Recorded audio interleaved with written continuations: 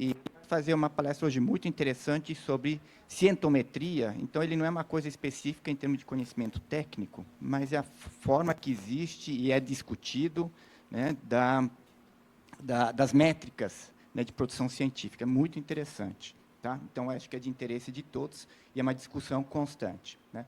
O professor de la Fuente, ele está atualmente na Espanha, no Instituto de Investigação em Recursos Sinergéticos, e também no Departamento de Patobiologia Veterinária do Oklahoma State University. Então, ele vai bastante para lá, inclusive daqui ele deve ir para lá para dar aula na pós-graduação. E ele tem uma história de vida curiosa, porque ele é formado em física em Moscou, tá? Na Universidade de Moscou. E depois ele tem o doutorado em engenharia genética e biotecnologia e biologia molecular em Cuba. Tá? Ele tem mais de 800 artigos publicados, 36 patentes, né? 45 mil citações, né? Então, acho que ele conhece muito esse nosso mundo da publicação, conhece mais do que a gente, com certeza. Agora, considerando essa retaguarda dele, ele trabalha muito com doenças infecciosas, né, a biologia molecular envolvendo a relação hospedeiro-parasita, patógenos e vetores, regulação gênica, genômica funcional, vacinologia, de forma geral, biotecnologia. Só de curiosidade, né, ele participou, né, do desenvolvimento, registro e comercialização da primeira vacina para capazes de bovinos. Ele também é consultor da Organização Mundial de Saúde para uma doença viral que está emergente agora, principalmente na Turquia, mas também no sul da Europa, que é a febre hemorrágica da Crimeia e Congo, inclusive trabalhando com vacinas nesse sentido. Tá? Então, a ideia é ele apresentar uma coisa um pouco mais curta e, principalmente, vocês fazerem perguntas depois sobre o assunto, que acho que vai ser muito interessante. Professor da Fuente, muito agradecido. Ele vai apresentar em inglês, tá? Como nós estamos num curso de internacionalização, né? Numa reunião de internacionalização, fica mais elegante, mas vocês podem depois perguntar, ele fala em espanhol e entende o português bem, que ele já teve aqui no Brasil anteriormente. Tá? Thank you very much. Well, good morning to everybody, and thank you, Matthias, for the introduction and for the possibility to share with you some of these, let's say, new research areas that are quite important, in my opinion, particularly for young scientists. In general, bibliometric analysis focuses on both publications and patents, and can be used in many different forms, as illustrated in this study, in which we characterize on the area of vaccines in Uganda the number of articles published along the years and how many of these articles were co-authors from Ugandan institutions. And the same with the patent, and you can see that only percentage of these publications have co-authors from Uganda. In the same way, it's possible to analyze the number of citations that these publications have per year, and again, how the publications with co-authors from Uganda are not among the most cited papers in all the different areas. In this way, this analysis can lead us to the conclusion that it might be useful to guide scientists in Uganda and also the authorities to face, in this case, the challenges posed by ticks and vaccine development, which might apply to other African countries. In the same way, in this other example, a bibliometric analysis, in this case again focused on tick vaccinology, shows the interaction between the authors working in this area. You can see let's say, big interactions between European and North American or South American authors, which indicates that there are collaborations in this area between these institutions. Applying now scientometric analysis goes beyond the publications, and we are able to analyze other factors. In this case, for example, the relevance of the different topics that are analyzed to establish what is known as centrality index, that in this case, for example, the highest is for the subbolocin tick protective antigens. But again, it supports that the main limitations to advance in this area are the collaborations with developing countries that are affected by ticks and tick-borne pathogens. Publications are again essential to evaluate the meritocracy in science. However, recently we have seen the predatory or the so-called predatory journals. But it's interesting to know that there are no definitions for predatory journals, and therefore it's very difficult to protect from them. Some of the so-called predatory editorials are, for example, Frontiers, Hindawi, or MDPI. Also important is the recently inflated concept of the special issues.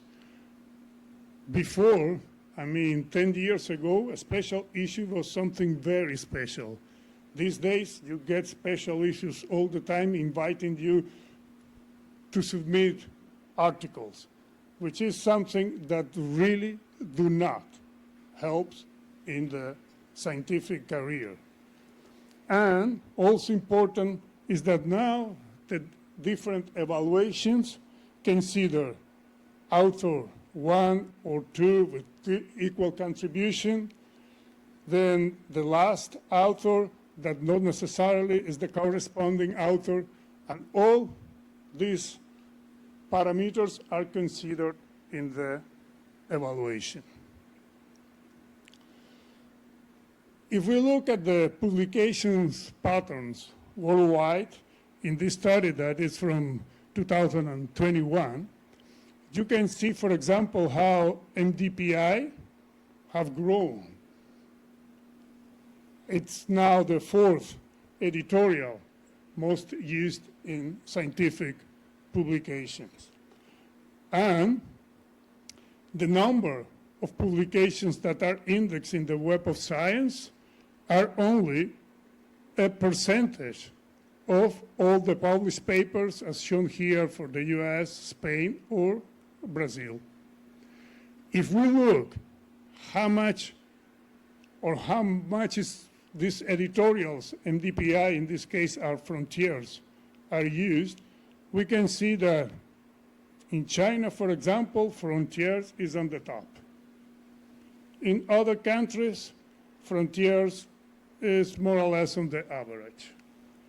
Now, if we look at MDPI, we can see that in the US, for example, it's not very well received, but in many other countries, including Spain, is now on the top of the list of used editorials. In other countries, like shown here in Brazil, for example, both are on the average. So not very used and, of course, not ignored. Also, it's been questionable the databases, in this case, Web of Science and Scopus, as it was recently published in El País in Spain, because this private databases do not work properly with the publication data as other databases. Also, there is now an abuse of the so-called large language models with deep learning algorithms to produce publications. And in many cases, as shown in this study, you essentially see how some papers do copy other papers for their publications by using these algorithms. That is why should be considered not only ChatGPT, but others, a possible contamination in the publications. And today, it was published how retractions of the papers are also a concern. It is not unusual sometimes to have a retraction to a publication because new data appears that will at least question the previous result that was published, and it is ethically correct to submit to the journal a retraction to that paper. However, what is not ethically acceptable is to publish something that is not real. You just created that in the lab to get the publication, and then you write a retraction. Essentially, they are looking to have a reference for the fake paper and also reference for the retraction. So it's something that is considered, of course, a misconduct that the institutions need to consider. However, we need to understand how important are these analyses for the quantitative metrics evaluation of the scientific career. Quality assessments are very difficult and really not well structured. And this is why all the analysis should focus on the quantitative matrix, of course, by using the right approaches. An example of this approach I will share with you, an autobiographical Scientometrics analysis of my 40 years career. Important. It is not to self-price. This is not the idea, but to contribute the guidance for young researchers. So please have this in mind for the next data. Briefly, the career that Matthias already presented, but anyway, here it goes that my studies were on quantum theoretical physics, that then I moved to biology, initially by analyzing the quantum connection between neurons. But this is how I started on biology at the CIB Institute in Havana, then on my PhD, mostly on the ETH in Zurich with Charles Weissman. Then I moved to the CIGB, also in Havana, my postdoc at the Osaka University with Tadatsugu Taniguchi, then continued on the CIGB. Then from there I moved to the Oklahoma State University, where I'm still affiliated as adjunct professor, and finally to the Iraq in Spain, where I'm still working, and who knows until when. Important, the analysis used data collected from open databases, like Google Scholar or PubMed, ResearchGate, ORCID, OpenAlex, Crossref, many different databases that need to be integrated, and data need to be, let's say, filtrated, because sometimes you get a publications, de la Fuente JF. This is not you. So you need to remove that publication from the analysis. So it's not just to take the database, but to process that data and to integrate the different results. Also mentioned, I ignored in the analysis these other databases at research.com where they rate scientists, in my opinion, not using the best approach to say, oh, you are the 11th in the world and the first national, whatever. Or on the Expertscape, where they rate the expertise in ticks of the different authors. The only good thing about that is that you can get together with close collaborators and friends like Marcelo Labruna or Matias Zabo from Brazil also. When we go through the publications, as shown here over the years, you can see a tendency toward increasing, which is, let's say, acceptable, considering that the career is also maturing, and also the number of journals have increased a lot in the last year. So 20 years ago, to publish a paper took a lot of time. Nowadays, there are many different journals, and so it's much easier to get the paper published. Important in the analysis is to consider, in this case, in the word cloud analysis, the different topics that address in the publications, and you can see that the more common are tick, vaccine, control, tick-borne, and so on. And also the workload of authors, which means that the authors with more collaborations appear with the higher representation, as shown here from authors from different countries, that are reflected in the scientific collaborations worldwide. As you can see, is with many countries in the world, only based on co-authorship in the scientific publications. The publications with the highest number of citations, you can see that goes with, well, more than 3,000 citations to many different number of citations. Important is to see how among these publications you have original articles, of course, review papers, and also method papers.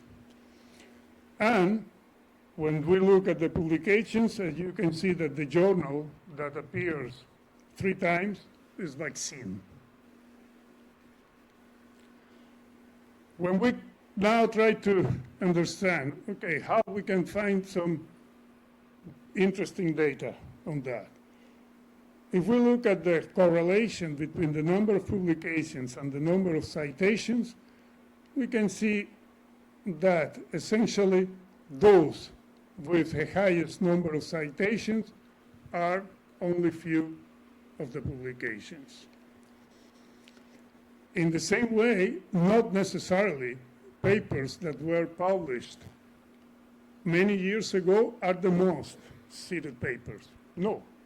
Actually, some of the recent papers are those with the highest number of citations. Now we see an important correlation between the area of the paper, of the research, and the number of citations. The highest number of citations in biomedicine, then for example, in tick-host pathogen molecular interactions or vaccine, and the lowest in other areas like art and science, anthropology, or pharmaceuticals. And of course, the number of publications also varies between the different areas.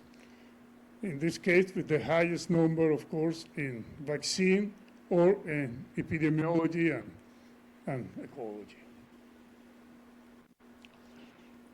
However, important to consider that there is no correlation between the citations and the journal impact factor or age index. In other words, not necessarily the journals with the higher age index or impact factor results in articles with the higher number of citations, which is very important to consider. Then, again, in Scientometrics, we not only work on publications, but also on patents. In this case, I illustrate the number of patents over the year. Again, important in different areas, with most of them in vaccine, and of course, a patent field in different countries. But very important is not only to have patents in the CV, but to translate these results into possible applications with an impact on society and economy, which in this case is illustrated with transgenic tilapia with accelerated growth, or Heber kinase for the treatment of acute myocardial infarction, GVAC, which is a vaccine against cattle tick infestations, and continue with new developments that in this case are now under evaluation in Uganda. So again, important not only to have the patents, but also to get some of these patents into products with an impact. Another factor important to consider in the analysis are the students, and particularly the PhD students. In this case, again, you can see that the students, in my case, came from many different countries. Also, the theses were presented at different institutions and countries, and again, in multiple research areas. In this case, of course, many students had to move around the world with the possibility also not only completing the PhD, but also interacting with other scientists during their PhD.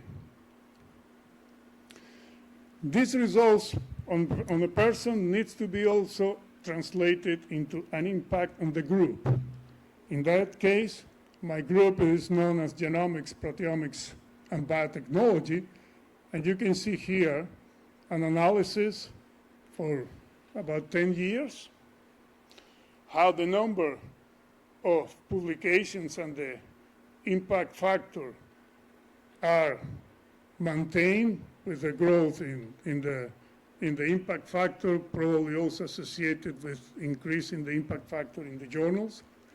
Important to maintain, as I mentioned, the patents with a relatively stable number of group members, and always having publication both as first or corresponding authors and with multiple collaborations. The most important from these informations are the conclusions and recommendations. In my opinion, always to consider the quality of the research should be the priority. Productivity is, of course, also important, and we should consider what, when, and where to publish. Also important is that even so, we can look at the journal impact factor age index or the quartile. it should be not the only criteria to select a journal for publication.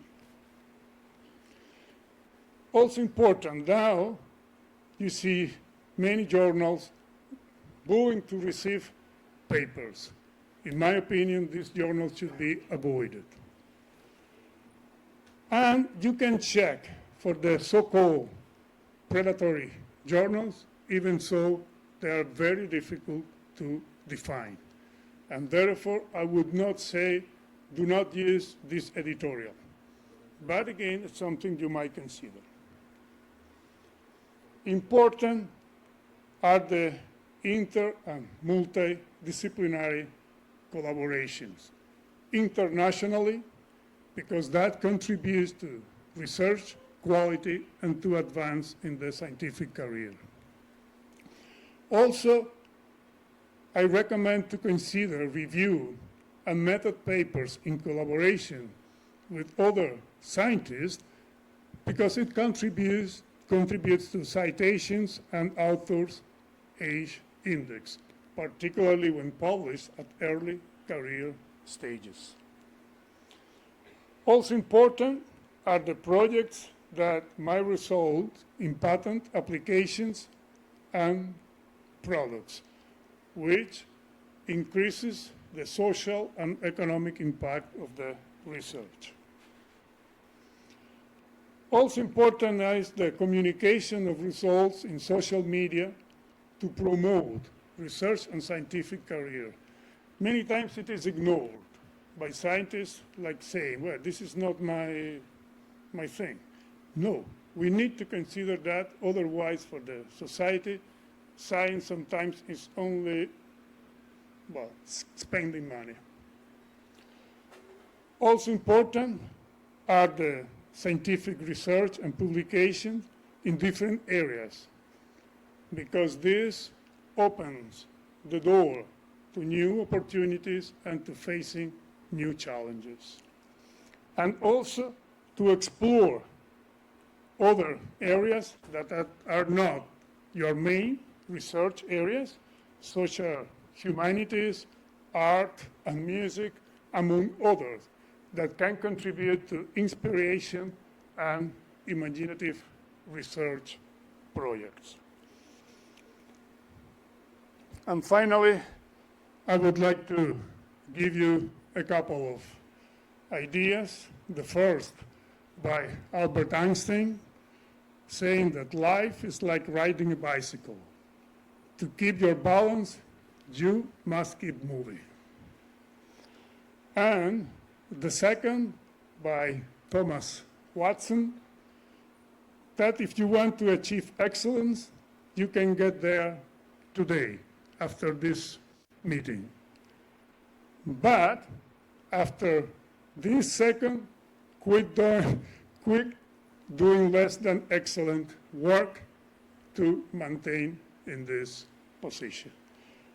And thank you very much, and hope it will really help you, and happy to answer any questions. Thank you.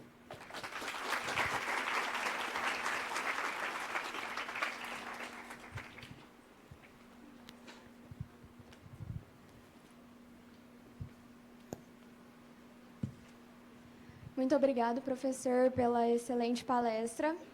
Agora vamos abrir para as perguntas novamente. Professor, fiquem à vontade, é só levantar a mão que levaremos o microfone.